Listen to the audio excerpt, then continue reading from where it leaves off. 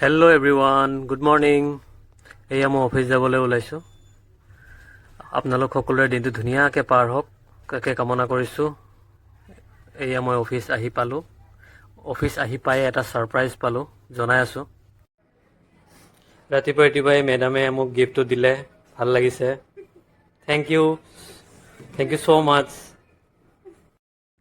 Actually এই মেমজনী আমাৰ এই ব্ৰাঞ্চৰ পৰা ট্ৰান্সফাৰ হৈ অন্য এটা অফিচলৈ গৈ আছে।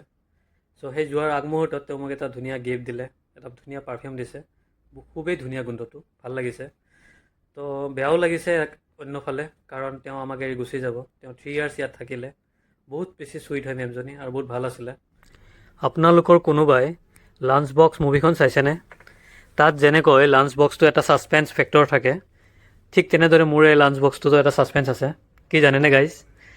মৰ্ণিং মায়ে এই লাঞ্চ বক্সটোত কি ভৰাই দিয়ে মই গম নাপাওঁ।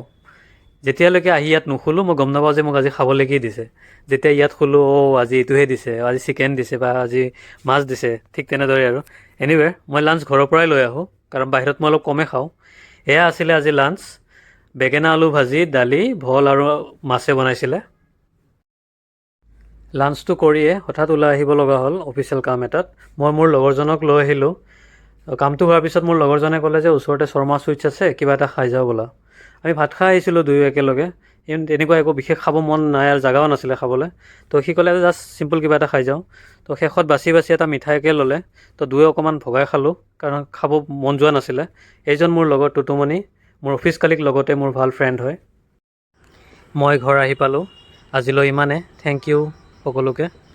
এনেকৈ ছাপৰ্ট আৰু মৰম দি যাব। Bye bye, good night, take care, love you all.